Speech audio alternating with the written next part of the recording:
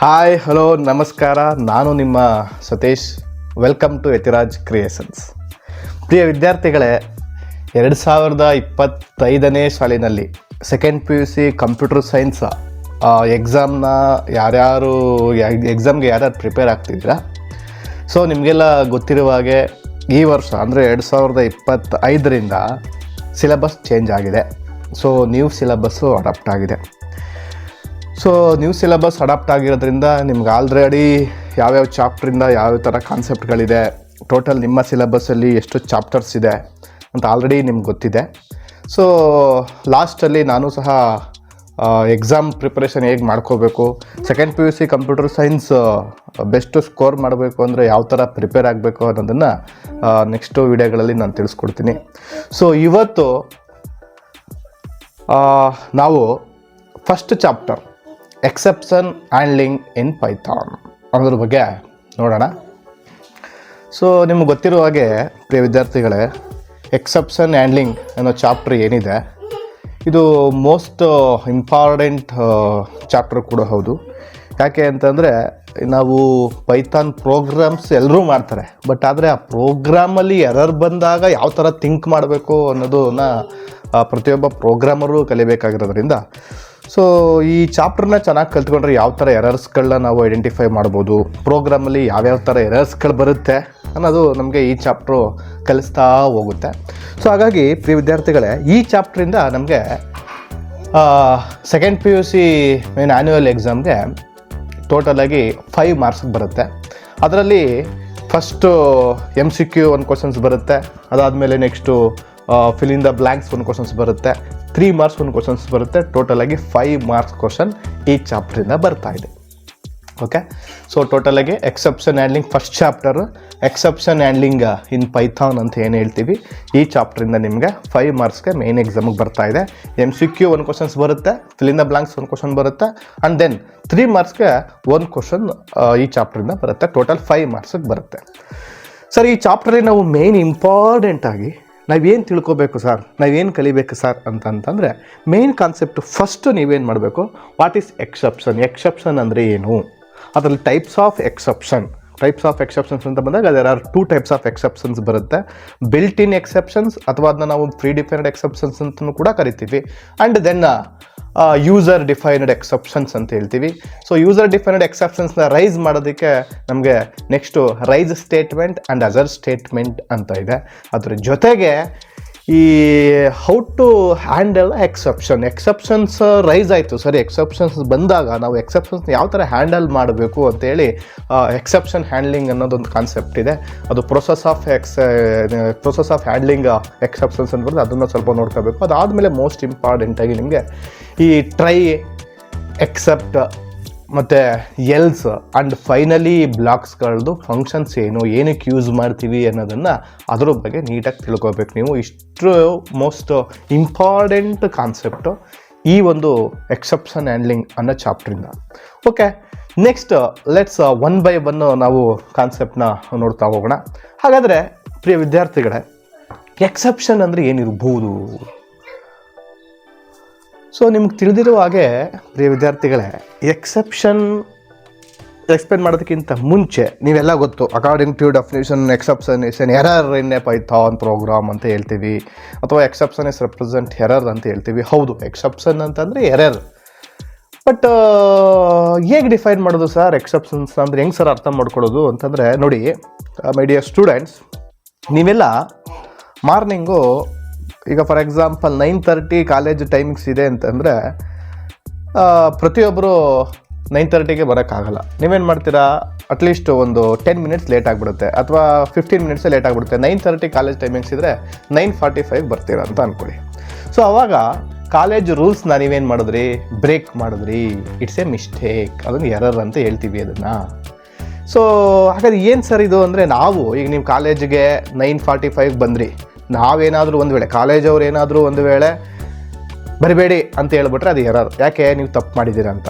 But ಏನಕ್ಕೆ ನಾವು ನಿಮ್ಮನ್ನ ಬರಬೇಡಿ ಅಂತ ಹೇಳ್ತಿದ್ದೀವಿ ಅಂತಂದರೆ, ಕಾಲೇಜ್ ಟೈಮಿಂಗ್ಸ್ 9:30 ಇದೆ, ನೀವು 9:45ಗೆ ಬಂದಿದ್ದೀರಾ ಈ ಥರ ಬರಬಾರ್ದು, ನೆಕ್ಸ್ಟ್ ಟೈಮ್ ಕರೆಕ್ಟಾಗಿ ಬನ್ನಿ ಅಂತ ಹೇಳ್ಬಿಟ್ಟು ಕಳಿಸಿದ್ರೆ ಅದನ್ನೇ ನಾವು ಎಕ್ಸೆಪ್ಷನ್ ಅಂತ ಕರಿತೀವಿ.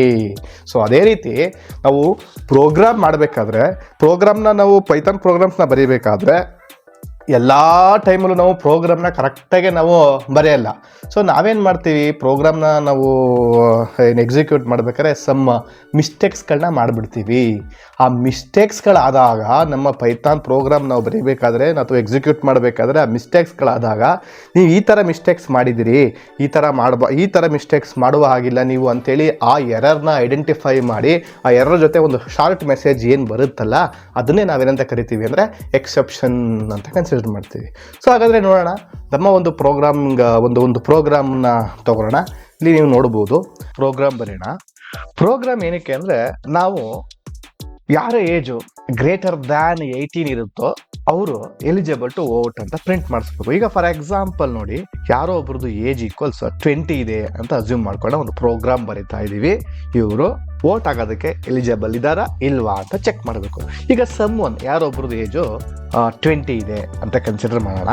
ಈಗ ಫಾರ್ ಎಕ್ಸಾಂಪಲ್ ನೋಡಿ, ಇಫ್ ಏಜ್ ಈಕ್ವಲ್ಸ್ ವೋಟ್ ಹಾಕಬೇಕು ಅಂದರೆ ನಮಗೊಂದು ಕಂಡೀಷನ್ ಇರಬೇಕು, ಏನೋ age greater than or equal to 18 ಇದ್ದಾಗ ಮಾತ್ರ ನಮಗೆ ಪ್ರಿಂಟ್ ಮಾಡಿಸ್ಬೇಕು. ಆವಾಗ ಏನಂತ ಪ್ರಿಂಟ್ ಮಾಡಿಸ್ತೀವಿ, you are eligible to vote ಅಂತ ಪ್ರಿಂಟ್ ಮಾಡಿಸ್ಬೇಕು. Greater than or equal to 18 ಇದ್ದಾಗ you are eligible to vote ಅಂತ ಹೇಳಿ ಪ್ರಿಂಟ್ ಮಾಡಿಸ್ಬೇಕು. ನೋಡಿ, ಇಲ್ಲಿ ಅಬ್ಸರ್ವ್ ಮಾಡಿ ನೀವು, ಈ ಪ್ರಿಂಟ್ ಸ್ಟೇಟ್ಮೆಂಟು ರೂಲ್ಸ್ ಏನಂತ ಅಂದರೆ, ನೀವು ಪ್ಯಾರಂಥೆಸಿಸ್ನ ಈ ಕಡೆ ಓಪನ್ ಮಾಡಿದ್ಮೇಲೆ ಇಲ್ಲಿ ಪ್ಯಾರಂಥೆಸಿಸ್ ಕ್ಲೋಸ್ ಆಗಬೇಕು. ಮತ್ತು ನೀವು ಯಾವುದೇ ಒಂದು ಸ್ಟ್ರಿಂಗ್ನ ಏನಾದರೂ ನೀವು ಮೆಸೇಜ್ನ ಡಿಸ್ಪ್ಲೇ ಮಾಡಿಸ್ಬೇಕು ಅಂತ ಅಂದಾಗ ಆ ಮೆಸೇಜ್ನ ನೀವು ಕೊಟೇಶನ್ ಮಾರ್ಕ್ ಯೂಸ್ ಮಾಡಿನೇ ಬರೀಬೇಕು. ಸೊ ಇಲ್ಲಿ ಏನಾಗುತ್ತೆ, ನಾವು ಪ್ರಿಂಟ್ ಸ್ಟೇಟ್ಮೆಂಟಲ್ಲಿ ಈ ಕಡೆ ಪ್ಯಾರಂಥೆಸಿಸ್ ಓಪನ್ ಮಾಡಿದ್ದೀವಿ, ಇಲ್ಲಿ ಕ್ಲೋಸ್ ಮಾಡಿಲ್ಲ ಅಂದ್ರೂ ಎರರ್ ಬಂದ್ಬಿಡುತ್ತೆ, ರೂಲ್ಸ್ನ ಬ್ರೇಕ್ ಮಾಡ್ದಂಗೆ ಆಗುತ್ತೆ. ಅಥವಾ ಕೊಟೇಶನ್ ಮಾರ್ಕ್ಗಳನ್ನ ನಾವು ಕರೆಕ್ಟಾಗಿ ಯೂಸ್ ಮಾಡಿಲ್ಲ ಅಂದ್ರೂ ನಾವು ರೂಲ್ಸ್ನ ಬ್ರೇಕ್ ಮಾಡ್ದಾಗಾಗಿ ಅವಾಗ ಏನಾಗುತ್ತೆ, ಸಿಂಟ್ಯಾಕ್ಸ್ ಎರರ್ ಬಂದ್ಬಿಡುತ್ತೆ. ಈಗ ಫಾರ್ ಎಕ್ಸಾಂಪಲ್ ನೋಡಿ, ನಾನು ಈ ಕಡೆ ರೈಟ್ ಸೈಡ್ ಇರ್ತಕ್ಕಂಥ ಪ್ಯಾರಂಥೆಸಿಸ್ನ ರಿಮೂವ್ ಮಾಡ್ತಾ ಇದ್ದೀನಿ. ಈಗ ರನ್ ಮಾಡಿದ್ರೆ ನಮಗೆ ಆಕ್ಚುಲಿ ನಾವು ರೂಲ್ಸ್ನ ಬ್ರೇಕ್ ಮಾಡೋದ್ರಿಂದ ನಮ್ಗೆ ಏನು ಬರುತ್ತೆ, ಸಿಂಟ್ಯಾಕ್ಸ್ ಎರರ್ ಬರುತ್ತೆ.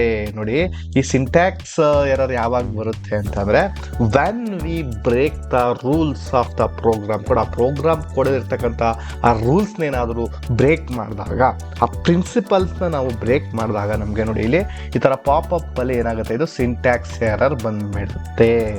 So sometimes syntax error not only in print ಸ್ಟೇಟ್ಮೆಂಟ್ಗೆ ಮಾತ್ರ ಸಿಂಟ್ಯಾಕ್ಸ್ ಎರರ್ ಬರಲ್ಲ. ನೋಡಿ, ಈ ಪ್ರಿಂಟ್ ಸ್ಟೇಟ್ಮೆಂಟಲ್ಲಿ ಎಲ್ಲ ಕರೆಕ್ಟಾಗಿದೆ.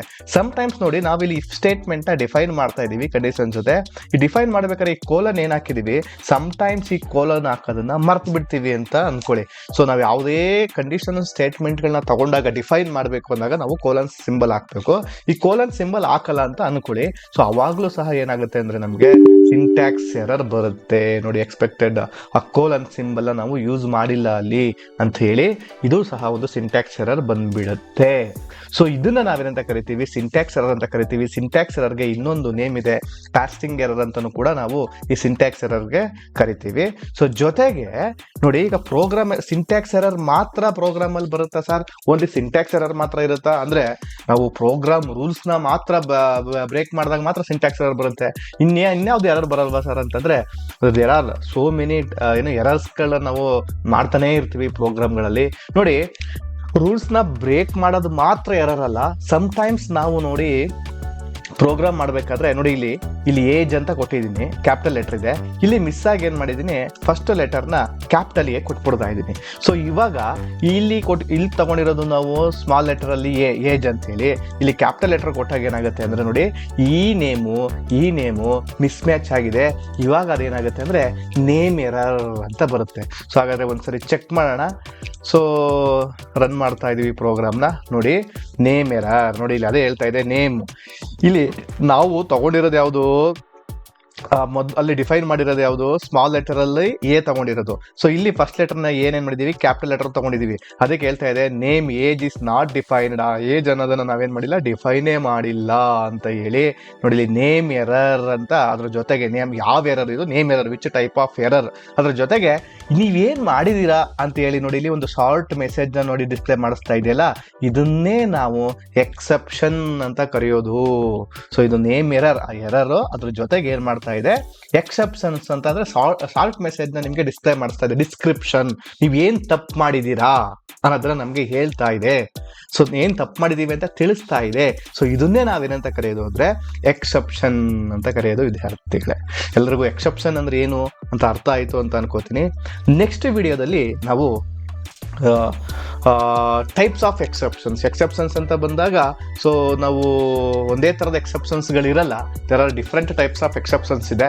ಯೂಸರ್ ಡಿಫೈನ್ಡ್ ಎಕ್ಸೆಪ್ಷನ್ಸ್ಗಳು ಯಾವ ಥರ ತಗೋಬೇಕು ಸರ್, ಹಾಗಾದರೆ built in exceptions most important ಆಗಿರೋದ್ರಿಂದ, ಸೊ ಬಿಲ್ಟ್ ಇನ್ ಎಕ್ಸೆಪ್ಷನ್ಸ್ ಅಂದರೆ ಯಾವ್ಯಾವುದು ಏನು ಅಂತೇಳಿ ನೆಕ್ಸ್ಟ್ ವಿಡಿಯೋದಲ್ಲಿ ನೋಡೋಣ. Thank you.